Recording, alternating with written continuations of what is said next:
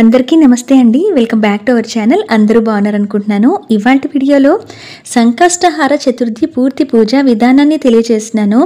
మనకి ఈ కార్తీక మాసంలో 2024వ సంవత్సరంలో ఈ చవితి తిథి ఎప్పటి నుంచి ప్రారంభమై ఎప్పటితో ముగుస్తుంది, ఎటువంటి నియమాలు పాటించాలి, పూజని ఏ విధంగా చేసుకోవాలి, ముడుపుని ఎలా కట్టాలి, ఉపవాసం ఎలా ఉండాలి, ఎన్నో నియమాలను ఇవన్నీ కూడా పూర్తి వివరాలను ఈ వీడియోలో షేర్ చేస్తున్నాను.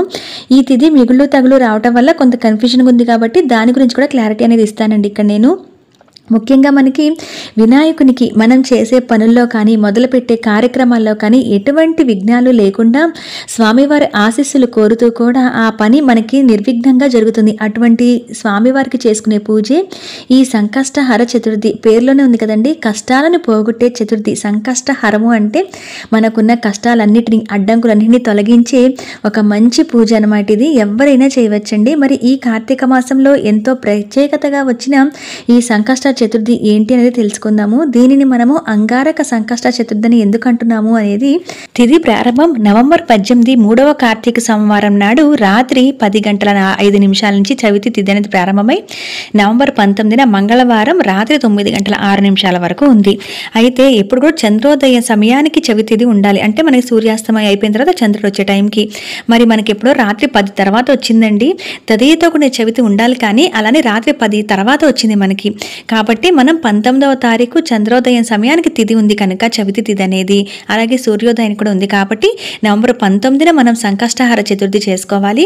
అందులో క్యాలెండర్లో కూడా మీకు 19వ తారీఖునే రాసింది. అయితే ఇది ఈ రోజు మంగళవారం రావటం వలన అంగారక సంకష్టహార చతుర్థి అని పేరు. ఇది చాలా ప్రత్యేకం అనమాట. మనకి సంవత్సరంలో 1-2 సార్లు ఎప్పుడైనా అరుదుగా వస్తుంటుంది. అంటే ఆ చవితి తిథి అనేది మంగళవారం రావటం అనేది చాలా అరుదుగా వస్తూ ఉంటుంది. కాబట్టి 19న మంగళవారం సంకష్టహార చతుర్థి పూజను చేసుకోవాల్సి ఉంటుంది మనం.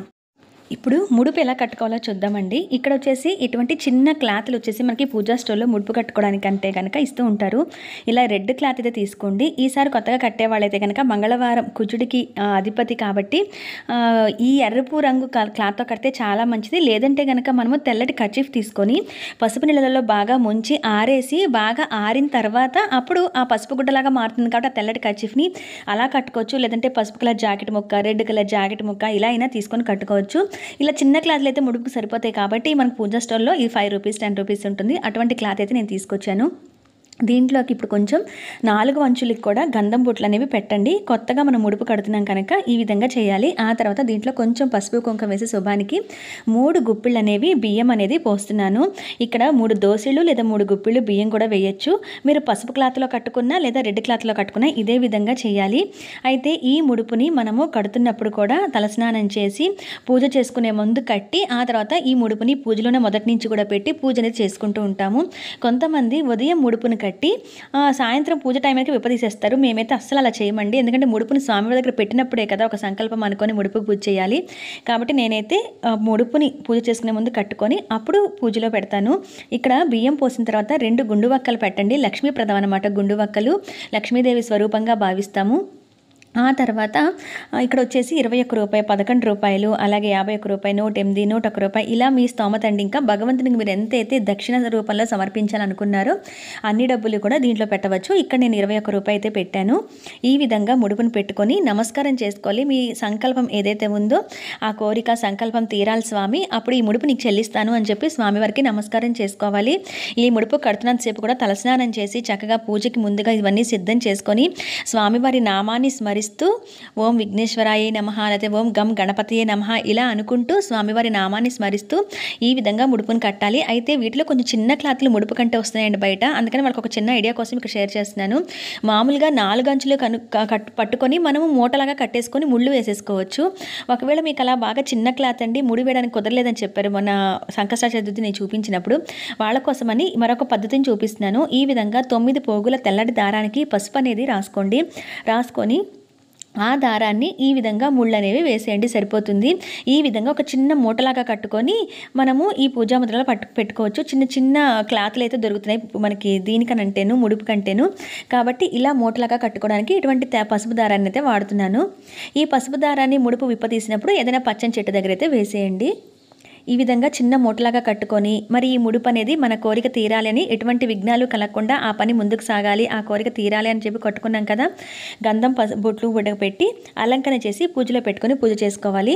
అయితే ఎక్కువ నెలల పాటు చేయాలి సంకష్ట చతుర్థి అనుకున్న వాళ్ళు, అంటే 21 నెలలు 19 నెలలు ఇట్లా ఏదైనా బేస్ సంఖ్యలో చేస్తున్నప్పుడు అనుకున్న వాళ్ళు మీరు బియ్యం అనేది కట్టకండి. బియ్యానికి పాడైపోయే అవకాశం ఉంటుంది. బియ్యం లేకుండా గుండు వక్కలు, పసుపు కుంకుమ, గుండు వక్కలు, డబ్బుల వరకు వేసి కూడా కట్టుకోవచ్చు.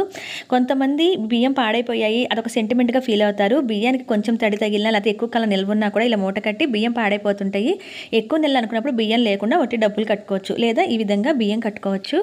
మీరు ఉదయం కట్టి సాయంత్రానికి ముడుపు విప్పు తీసే పద్ధతి మీకు ఉంటే కనుక ఉదయం తలస్నానం చేసి విధంగా ముడుపు కట్టుకొని సాయంత్రం మీరు ఎలా అయితే చేస్తారో అలా చేయండి. నేను ముడుపు గురించి కూడా వీడియోలో షేర్ చేస్తాను. ఈ ముడుపుని ఇలా కట్టిన వాళ్ళైతే కనుక పూజలో పెట్టి పూజ చేసుకోండి. అప్పుడు ముడుపు పూర్తి ఫలితం అనేది మీకు వస్తుంది. ముడుపు కట్టినందుకు, ఆ సంకల్పం చెప్పుకున్నందుకు మనకి పూర్తి ఫలితం అయితే వస్తుందన్నమాట. స్వామివారికి, వినాయకునికి ముడుపు ఈ విధంగా కట్టుకోవాలి. ఈసారి ఈ సంకష్టహర చతుర్థికున్న మరొక ప్రత్యేకత ఏంటంటే ఆర్ద్ర నక్షత్రం. దీన్ని ఆరుద్ర నక్షత్రం అంటాము. ఈ 3వ కార్తీక సోమవారం నవంబర్ 18 రాత్రి 7:28 నుండి నవంబర్ 19 రాత్రి మంగళవారం 7:05 వరకు ఆరుద్ర నక్షత్రం ఉంది. ఇది శివుని యొక్క జన్మ నక్షత్రం. తండ్రి జన్మ నక్షత్రం రోజున కొడుకు చతుర్థి. ఈ విధంగా రెండు కలిసి రావడం కూడా విశేషం కనుక అందరూ పూజ చేసుకోవడానికి ప్రయత్నించండి. ఇక స్వామివారికి పూజాపీఠాన్ని ఎలా ఏర్పాటు చేసుకోవాలో చూద్దామండి. నిత్య పూజా మందిరంలో చేసేసుకోవచ్చు, లేదంటే మీరు ప్రత్యేకంగా పీఠం పెట్టి కూడా చేసుకోవచ్చు. ఈ విధంగా స్వామివారికి ఒక ఆసనాన్ని అయితే ఏర్పాటు చేయాలండి. స్వామివారి చిత్రపటం ఉంటే చిత్రపటం పెట్టుకోండి. ఇక్కడైతే జిల్లేడు ఆకులు కానీ, స్వామివారి పూజకి జిల్లేడు పూలు కానీ వాడితే చాలా మంచిది, ఆయనకు చాలా ఇష్టము. అలాగే ఎంతో ప్రీతికరమైనది గరిక. ఈ గరికతో అయితే నేను అలా అలంకరణ చేసుకున్నాను. అలాగే చుట్టుపక్కల కూడా ఈ విధంగా జిల్లేడు ఆకులు పెట్టుకుంటున్నానండి. మీకు ఒకవేళ దొరికితే జిల్లేడు పూలను కూడా మాలగా అలంకరించి స్వామివారికి వేయవచ్చు. ఇలా ఒక రెడ్ కలర్ క్లాత్ మీద కానీ, లేదా ఒక తెల్లటి టవల్ కానీ తీసుకొని, లేదా చిన్న తెల్లటి కర్చీఫ్ కానీ తీసుకొని 4 అంచులకు కూడా బొట్లు పెట్టిన తర్వాత స్వామివారికి ఒక చిన్న ఆసనాన్ని ఏర్పాటు చేయాలి. దానిపైన గరికను పరవచ్చు, లేదంటే కనుక ఈ విధంగా నేను ఇప్పుడు చూపిస్తాను చూడండి, అలాగే బియ్యం పోసైనా స్వామివారిని కూర్చోబెట్టచ్చు. ఈ విధంగా 3 సార్లు కొంచెం కొంచెంగా బియ్యం పోయండి. దాని మీద కొంచెం పసుపు కుంకుమ వేసి స్వామివారి విగ్రహం ఉంటే పెట్టుకోండి, లేదంటే కనుక మీరు చిన్న పసుపు ముద్ద రూపంలో అయినా, మనం ఎప్పుడు పూజలకు ఎలా చేసుకుంటామో అదే విధంగా చిన్న పసుపు ముద్ద రూపంలో అయినా ఒక తమలపాకు మీద స్వామివారిని పెట్టండి. ఇక్కడ నా దగ్గర అయితే విగ్రహం ఉంది కాబట్టి నేను ఆ విగ్రహాన్ని స్వామివారిని ఈ విధంగా పెట్టుకుంటున్నాను. ఈ విధంగా స్వామివారికి ఆసనాన్ని ఏర్పాటు చేయవలసి ఉంటుంది.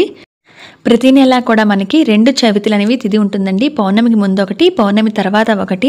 పౌర్ణమి తర్వాత 3-4 రోజులకి ఎప్పుడైతే ఈ విధంగా చవితి ఉంటుందో ఆ రోజున సంకష్టహర చతుర్థిగా చేసుకుంటాము. ఈసారి ఈ 2024 సంవత్సరంలో కార్తీక మాసంలో వచ్చిన ఈ మంగళవారం నాడు చేసే అంగారక సంకష్టహర చతుర్థి అనేది ఎందుకు ప్రత్యేకతమైనది అని అంటే, కుజుడు మంగళవారానికి అధిపతి, అంగారకుడు అని కూడా అంటూ ఉంటారు కదా. ఎవరికైనా కుజదోష సమస్యలు ఉన్న జాతకాల్లో, వివాహం ప్రయత్నాల్లో ఏదైనా లేట్ అవుతున్నా, అలాగే సంతానలేమితో అంటే సంతాన సమస్యలతో బాధపడుతున్నా, ఆడవారికి ఉంటే గర్భకోశ సంబంధ సమస్యలు ఉన్నా కూడా అటువంటివన్నీ తొలగిపోవడానికి, వివాహం అవ్వచ్చు, ఉద్యోగ ప్రయత్నాలు అవ్వచ్చు, చదువు గురించి అవ్వచ్చు, ఏదైనా సరే మనకి అడ్డంకులు ఏదైనా ఏర్పడి పని కావట్లేదని అనుకుంటే స్వామివారికి ఈ విధంగా ఇప్పుడు నేను ముడుపు చూపించాను కదా, ఆ విధంగా ముడుపుని కట్టుకొని స్వామివారికి పూజను చేసుకుంటే కనుక చాలా మంచిదండి. సంకష్టహర చతుర్థి మనకి పేర్లోనే ఉంది కదా, మనకుండే సంకటాలను అంటే మన కష్టాలను, మనకుండే అడ్డంకులను తొలగిస్తారు స్వామివారు. అందుకనే స్వామివారికి ఈ సంకష్టహర చతుర్థి పూజను చేసుకుంటారు. మనము ఏ పూజ చేసినా తొలి పూజ ఆ గణపతికే చెందుతుంది కదా. మరి అటువంటి గణపతికి చేసుకున్న మొదటి పూజే ఈ సంకష్టహర చతుర్థి. ఇక్కడ స్వామివారికి ఈ విధంగా దీపారాధన చేసి ఆసనాన్ని ఏర్పాటు చేసిన తర్వాత ఇక్కడ తెల్లటి జిల్లేడు పూలతో నేను మాలనగా స్వామివారికి అలంకరణ చేశాను. పైన చిత్రపటానికి ఈ విధంగా మందార పూలతో అలంకరణ చేశాను. స్వామివారికి మీకు ఇలా విధంగా దొరికితే కనుక చక్కటి ఎర్రని పూలతో ఈ పూజ అనేది చేసుకోండి. స్వామివారికి దీపం వెలిగించిన తర్వాత ధూపం చూపించి అన్ని ఉపచారాలతోనూ పూజ చేసుకోవాలి. మనకి బుక్లో అనేది సంకష్ట చతుర్థి వ్రతం బుక్ కూడా ఉంటుంది. ఆ సంకష్టహర చతుర్థి బుక్లో స్వామివారికి మొదటి నుంచి నైవేద్యం పెట్టే వరకు కథ వరకు కూడా బుక్లో ఉంటుంది. అది చూసి మీరు చదువుకుంటూ ఉండొచ్చు. ఒకవేళ మీకు ఏమీ చదవటం రాదు అంటే అష్టోత్తరం చదువుకోండి, లేదంటే ఓం గం గణపతయే నమః అని స్వామివారి నామాన్ని మీరు ఎన్నిసార్లు ఉచ్చరించదలుచుకుంటే, అంటే ఎన్నిసార్లు పలకగలిగితే అన్నిసార్లు పలకండి. ఈసారి స్వామివారికి ఒక్కొక్క నెల కూడా సంకష్టహర చతుర్థిలో ఒక్కొక్క పీఠం అనేది స్వామివారికి ఉంటుంది. ఈసారి కార్తీక మాసంలో శివపీఠం మీద ఉంటారట స్వామివారు. అంతేకాకుండా గణదీప అని కానీ లేదా గణాధిప అని కానీ స్వామివారిని పలుకుతూ ఉండాలట ఆ నామంతో. ఈ సంకష్టహర చతుర్థికి అంటే ప్రత్యేకంగా ఒక్కొక్క నెల ఒక్కొక్క పేరుతో స్వామివారు పూజలు అందుకుంటారు. ఇక్కడ స్వామివారికి చక్కని పూలతోనూ అలాగే గరిక కానీ జిల్లేడు పూలు కానీ ఇటువంటి వాటితో స్వామివారికి అర్చన చేసుకోవాలి. అయితే ఈ సంకష్టహర చతుర్థి అనేది పౌర్ణమి తర్వాత వచ్చే చవితికి చేస్తూ ఉంటాం కదండి. ఈ పూజని 3 నెలలని 5 నెలలని 9 నెలలని 7 నెలలు 11 నెలలు అలా 21 నెలల వరకు కూడా ముందుగా అనుకుని స్వామివారికి సంకల్పం చేసుకొని ముడుపును కట్టుకొని ఈ విధంగా మేము ఇన్ని నెలల పాటు నీ పూజ చేసుకుంటాం తండ్రి, అనుకున్న కార్యక్రమం ఏది కూడా విఘ్నాలు లేకుండా నిర్విఘ్నంగా ముందుకు సాగాలని కోరుకుంటూ స్వామివారికి ఈ విధంగా పూజ చేసుకుంటారు. మీరు పైన ముడుపుని పెట్టని చూసారు కదా, ఆ విధంగా ముడుపుని మొదటి నుంచి కూడా ముడుపు కట్టుకున్న తర్వాత స్వామివారి పూజలో మొదటి నుంచి పెట్టండి. ముడుపుని పెట్టిన తర్వాత మీరు స్వామివారికి పూజ చేసినప్పుడు ఆ ముడుపు దగ్గర కూడా అక్షంతలు వేస్తూ పూజను చేసుకోవాలి. అయితే ఈ పూజని ఉదయం నుంచి కూడా ఉపవాసం ఉండి రాత్రి వేళలో చంద్రోదయం అయిన తర్వాత నక్షత్ర దర్శనం చేసుకొని చంద్రుడికి నమస్కారం చేసుకొని అప్పుడు స్వామి దగ్గర పూజను మొదలుపెట్టి ఈ విధంగా పూజ చేసుకున్న తర్వాత మళ్ళీ చంద్రునికి కూడా అర్ఘ్యం ఇచ్చి ఆ తర్వాత ఉపవాసాన్ని విరమించి భోజనం చేయవచ్చు. ఈ విధంగా ఉపవాసం ఉన్న వాళ్ళైతే చేస్తారండి. చేసి సంకష్టహర చతుర్థి వ్రత కథ కూడా ఉంటుంది. ఆ కథ కూడా తప్పనిసరిగా చదువుకోవాలి. ఉపవాసం ఉండి ఎవరైతే ఈ సంకష్టహర చతుర్థి వ్రతం చేస్తారో వాళ్ళకి ఫలితం కూడా అతి శీఘ్రంగా ఉంటుందట. అయితే ఈ ఉపవాసాలు అనేవి పిల్లలకు కానీ పెద్దవారికి కానీ అంటే ఏజ్డ్ ఎవరైతే ఉంటారో వారికి కానీ ప్రెగ్నెంట్ లేడీస్ కానీ వర్తించవండి ఆ నియమాలు. ముఖ్యంగా మామూలు వారు ఎవరైతే ఆరోగ్యపరంగా బాగుండి ఉపవాసం ఉండగలము అనుకుంటారో అటువంటి వాళ్ళు ఉండి ఈ వరంగా వ్రతం చేయొచ్చు. అయితే ముడుపుని కట్టిన తర్వాత నేనైతే పూజలో మొదటి నుంచి కూడా ముడుపుని అక్కడే పెట్టేసి మళ్ళీ ఈ ముడుపుని ఎంత కాలమైతే అనుకుంటామో అంతకాలం కూడా ఆ ముడుపుని అలానే ఉంచుతాం. పూజా మందిరంలో ఉంచుకోవచ్చు. లేదంటే గనక ఈ రోజంతా కూడా ముడుపుని నిద్ర చేసేలాగా ఆ పూజా మందిరం దగ్గర కానీ పూజ చేసిన ప్రదేశం కానీ వదిలేయండి. ఆ తర్వాత మళ్ళీ తీసి మీరు ఎవ్వరూ ముట్టుకొని ప్రదేశంలో ఆ ముడుపుని ఉంచుకొని మీరు ఇలా ఎన్ని నెలలైతే అనుకున్నారో అన్ని నెలలు కూడా ఆ ముడుపుని మళ్ళీ పూజలో పెట్టుకోవడం మళ్ళీ చేయడం అలా చేస్తూ ఉండి అన్ని నెలలు మీరు ఒక 3 నెలలు 5 నెలలు 9 నెలలు అనుకున్నారనుకోండి, అన్ని నెలలు కంప్లీట్ అయిన తర్వాత అప్పుడు ఆ ముడుపుని విప్పతీసి బియ్యాన్ని ప్రసాదంగా తయారు చేసి ఆ తర్వాత మీరు దాంట్లో ఉన్న డబ్బుల్ని స్వామివారి హుండీలో ఏదైనా దేవాలయంలో వేయటం అనేది చేయాలి. కొంతమంది ఏంటంటే మేము చేసే పద్ధతి ఇదేనండి, ముడుపుని ఇంకా మళ్ళీ ముట్టుకోమన్నమాట. అంటే ముడుపుని పూజ దగ్గర పెట్టడం, మరుసటి రోజు తీసేసి దాచడం, మళ్ళీ వచ్చే నెల పూజ చేసుకుంటున్నప్పుడు మళ్ళీ అదే ముడుపుని తీసుకొచ్చి మళ్ళీ పూజ దగ్గర పెట్టడం ఇలా చేస్తుంటాము. కొంతమంది ఏం చేస్తారంటే ఉదయం ముడుపుని కట్టుకొని సాయంత్రం పూజ దగ్గరే ఆ ముడుపుని విప్పతీసేసి ప్రసాదంగా చేసి ఆ బియ్యాన్ని అలా విప్పతీసేస్తూ ఉంటారు. కానీ అసలు పూజే మొదలవకుండా ఆ ముడుపుని స్వామివారి దగ్గర పెట్టకుండా ముడుపుని ఉదయం కట్టి రాత్రికి విప్పతీయడం అనేది నేనైతే చేయనండి. అలాగా ఆ ముడుపుని అలానే ఉంచేస్తాం. ఇది కొంతమంది ఈ పద్ధతిని ఫాలో అవుతున్నారు. సో మీకు ఎలా నచ్చితే అలా చేసుకోండి. ముడుపు విషయంలో మాత్రం ఆ ముడుపుని మేమైతే అలానే కట్టేసి ఈ రోజంతా అంటే పూజ చేసిన రోజంతా అలా వదిలేసి మరుసటి రోజు బీరువాలో పెట్టేసి మళ్ళీ వచ్చిన నెల స్వామివారి పూజ చేసినప్పుడు మళ్ళీ ఆ ముడుపుని తీసుకొచ్చి పూజలో పెట్టుకోవడం అలాగా అన్ని నెలల పాటు చేస్తూ ఉంటాము. ఎన్ని నెలలైతే స్వామివారికి చేస్తామని సంకల్పం చేసుకుంటామో ఆ నెలలు కంప్లీట్ అయిన తర్వాత మాత్రం ముడుపును విప్పతీస్తాము. అందుకని స్టార్టింగ్ చెప్పా కదండి, ఎక్కువ నెలలు అనుకున్నప్పుడు బియ్యాన్ని కట్టాలా లేదా అని ఆలోచించుకొని కట్టుకోండి అని. సో ఈ విధంగా అయితే స్వామివారికి పూజను చేసుకుంటామండి. చూసారు కదా, చక్కగా ఈ విధంగా అలంకరణ చేసి స్వామివారికి కూడా ఆ రోజు అటుకులు, బెల్లం, ఉండ్రాళ్ళు, కుడుములు ఆయనకి ఇష్టమైతే ఏవైతే ఉంటాయో అవన్నీ కూడా నైవేద్యం పెట్టవచ్చు. ఉపవాసం ఉన్న వాళ్ళందరూ రాత్రి వేళల్లో చంద్రోదయం అయిన తర్వాత చేస్తారు కాబట్టి చంద్రునికి అర్ఘ్యం నేను ఇక్కడ ఇస్తాను కదండి ఆ మంత్రము, ఆ మంత్రాన్ని చెప్తూ కూడా 3 సార్లు దోసిలో నీటిని పోసుకొని పైన అంటే మన పైన ఇలా చేతులు పెట్టి 3 సార్లు నీటిని వదలాలి చంద్రుడికి అర్ఘ్యం ఇస్తున్నట్టుగా. చంద్రుడు ఒకసారి మనకి ఆకాశంలో కనబడకపోయినా సరే ఈ విధంగా అర్ఘ్యం ఇచ్చి ఆ మంత్రాన్ని చెప్పుకుంటూ కూడా అప్పుడు లోపలికి వచ్చి స్వామివారి ప్రసాదాన్ని స్వీకరించి నమస్కారం చేసుకుని ప్రసాదాన్ని స్వీకరించాక ఉపవాసాన్ని విరమించి ఉదయం నుంచి తినరు కాబట్టి భోజనం చేయవచ్చు. లేదా కొంతమంది మంగళవారాలు అన్నం ముట్టుకోమనుకున్న వాళ్ళు టిఫిన్ లాంటిది ఏదైనా తినచ్చండి. అయితే ఉపవాసం ఉండలేము అనుకున్న వాళ్ళు పాక్షికంగా పాలు, పండ్లు ఇటువంటివి తిని తాగి అయితే మీరు ఈ పూజను చేసుకోవచ్చు. అయితే ఉదయం చేసుకోవచ్చా అంటే పూర్తిగా ఉపవాసం ఉండలేకపోతున్నాం కదా, అటువంటప్పుడు మేము రాత్రి దాకా ఉండలేము, రాత్రికి రాత్రి పూజ చేసుకోవడం, ఆఫీసులకి వెళ్ళే వాళ్ళకి కానీ వెళ్ళి వచ్చేసరికి చాలా టైం పడుతూ ఉంటుంది కదండి, అలాంటి వాళ్ళకి మేము రాత్రిలో చేసుకోలేము అనుకుంటే కనుక మీరు ఉదయం కూడా ఈ పూజను చేసుకోవచ్చు. తెల్లవారుజాము కానీ లేదా ఉదయం కానీ 9-10 లోపలైనా ఈ పూజను చేసుకోవచ్చండి. ఎక్కువగా చంద్రోదయం అయిన తర్వాత చేస్తుంటారు కాబట్టి కుదిరిన వాళ్ళందరూ రాత్రిలో చేసుకోండి. అలా కుదరని పక్షంలో ఉదయం పూట కూడా ఈ పూజను చేసుకోవచ్చు.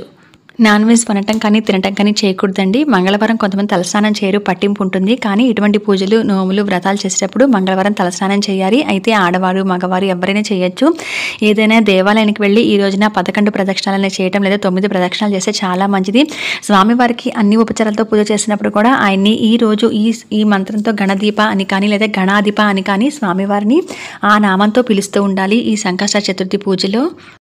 అయితే మంగళవారం పసుపు వినాయకుడిని పెట్టుకున్న కదిలించొద్దండి, పీఠం కదిలించకుండా బుధవారం ఉదయం కూడా మరొకసారి స్వామివారికి దీపారాధన చేసి ముందు రోజు పెట్టిన పూలు తీసేసి దీపారాధన చేసి మళ్ళీ ఒక 2 పూలైనా పెట్టి స్వామివారి క్లుప్తంగా అష్టోత్తరం చదువుకొని ఆ తర్వాత మళ్ళీ పాలు పండ్లు ఏదైనా నైవేద్యం పెట్టిన తర్వాత ఇక్కడ నేను ఇచ్చిన మంత్రాన్ని చెప్తూ స్వామివారిని 3 సార్లు కదిలించండి, ఆ తమలపాకుతో సహా పట్టుకొని ఆ తర్వాత ఉద్వాసం చెప్పినట్టు అవుతుంది. ఇది దీపారాధన ఉండంగా చేసేసి దీపారాధన కొండెక్కిన తర్వాత మీరు ఆ సామాన్ అంతా కూడా సర్దేసుకోవచ్చు. అయితే ఈ పసుపు వినాయకుడిని నీటిలో కలిపేసి నిమజ్జనం చేసేసి తులసి చెట్లు కాకుండా వేరే ఏదైనా చెట్టు మొదట్లో పోసేయండి. మనం అన్ని పూజలకి ఇలానే చేస్తుంటాం కాబట్టి ఈ సంకష్ట చతుర్థి పూజలు కూడా అంతే. ముడుపుని మీరు వెంటనే విప్పతిస్తారా లేదా ఇలా దాచి ప్రతి నెల పెట్టుకుంటారా అనేది మీ ఫస్ట్ నుంచి చేసిన పద్ధతి అయితే ఫాలో అవ్వండి. ఏదైతే పద్ధతి కరెక్ట్గా ఉందో అది అనేది నేను అయితే షేర్ చేశాను కదా, ముడుపు దగ్గర చెప్పాను కదా మీకు. పూజ చేసినప్పుడు ఈ వ్రత కథ కూడా చదివి లేదా విని కానీ అక్షింతలు వేసుకోండి. ఆ ప్రసాదాన్ని కూడా పిల్లలకి ఎవరికైనా పంచిపెట్టడం లేదా మీ ఇంట్లో కుటుంబ సభ్యులందరూ తినటం ఇలా కంపల్సరీ చేయాలండి. ఆ తర్వాత ఉపవాసాన్ని విరమించి ఏదైనా టిఫిన్ లాంటి తినటం కానీ భోజనం తినటం కానీ చేయాలి. మంగళవారం కుజుడు అధిపతి కాబట్టి అంటే అంగారకుడు అధిపతి కాబట్టి ఎటువంటి కుజదోష సమస్యలు ఉన్నా, వివాహ సమస్యలు ఉన్నా, సంతాన సమస్యలు ఉన్నా అవన్నీ కూడా ఆ ప్రభావం అంతా తగ్గిపోయి ఆ దోషాలన్నీ కూడా తొలగిపోయి మంచి జరగడం కోసం ఈ సంకష్ట చతుర్థి చేసుకుంటే ఈ సంకష్టహరము అంటే ఎన్ని కష్టాలున్నా తొలగిపోతాయండి. ఈ సంకటనాశన గణేష స్తోత్రం అనేది ఉంటుంది, అది తప్పనిసరిగా పఠించడానికైతే ఈ పూజ చేస్తున్నప్పుడు ప్రయత్నించండి. మనకి అన్ని బుక్స్లోనూ దొరుకుతూ ఉంటుంది ఆ స్తోత్రం అనేది. అంతేకాకుండా ముఖ్యంగా ఈ రోజున కార్తీక మాసంలో మనం ఎన్నో రకాల దానాలు చేస్తూ ఉంటాం కదా, ఈ రోజున కందులు దానం చేస్తే కుజుడికి కందులు అనేవి ప్రీతి అనమాట. కాబట్టి కందులు దానం చేసినా కూడా అటువంటి దోషాలు ఉన్న వాళ్ళకి ఆ దోష ప్రభావం చాలా వరకు తగ్గిపోతుంది. కాబట్టి ప్రత్యేకమైన ఈ అంగారక సంకష్ట చతుర్థి మీరు ఈసారి మొదలు పెడితే ఇలా ఎన్ని నెలలు అనుకుంటే అన్ని నెలలు కూడా చేసుకుని కంప్లీట్ చేసుకోవచ్చు. ముడుపును విప్పదీసిన వాళ్ళైతే కనుక ఆ డబ్బుల్ని దేవాలయం హుండీలో వేసేయటం వినాయకుడి గుళ్ళో ఆ ముడుపు ఆయనకు చేరినట్టు అవుతుంది. అలాగే ఆ బియ్యాన్ని కూడా ఏదైనా ప్రసాదంగా చేసి నలుగురికి పంచిపెట్టి మీరైతే తినాలి. ఈ విధంగా ప్రతి నెల కూడా సంకష్ట చతుర్థి పూజ అయితే చేసుకోవచ్చండి. ఇదండి సంకష్ట చతుర్థి పూర్తి పూజా విధానము. ఉపవాసం ఉండే పద్ధతి, నియమాలు కూడా బ్రహ్మచర్యాన్ని ఒక్కరోజు పాటించాలి. అలాగే ముఖ్యంగా తలస్నానం అనేది చేయాలి. నాన్ వెజ్ వండటం కానీ తినటం కానీ చేయకూడదు. ఏదైనా దేవాలయానికి వెళ్ళి స్వామి దర్శనం చేసుకుంటే కూడా ఈ కార్తీక మాసం చాలా మంచిది. అక్కడికి వెళ్ళి 9 లేదా 11 ప్రదక్షిణలు చేస్తే ఇంకా మంచిదన్నమాట. ఇదండి సంకష్ట చతుర్థి పూర్తి పూజా విధానం. అలాగే ముడుపుని ఎలా కట్టాలి, అలాగే తిథి ఎప్పటి నుంచి ప్రారంభమై ఎప్పటితో ముగుస్తుంది, ఇవన్నీ కూడా వివరాలు మీకు అర్థమయ్యా అనుకుంటున్నాను. అలాగే మీరు లైక్ చేయడం వల్ల నాకు చాలా యూస్ఫుల్ అవుతుందండి. ఈ వీడియో చాలా మంది కూడా రీచ్ అవుతుంది. మనలాగా తెలియని వాళ్ళందరూ కూడా తెలిసి పూజ చేసుకోవడం కోసం అవకాశం ఉంటుంది. మరి మరొక మంచి ఇన్ఫర్మేటివ్ వీడియోతో మళ్ళీ మీ ముందు ఉంటాను. ఎటువంటి సందేహాలను కింద కామెంట్ సెక్షన్లో అడగండి. Thanks for watching friends.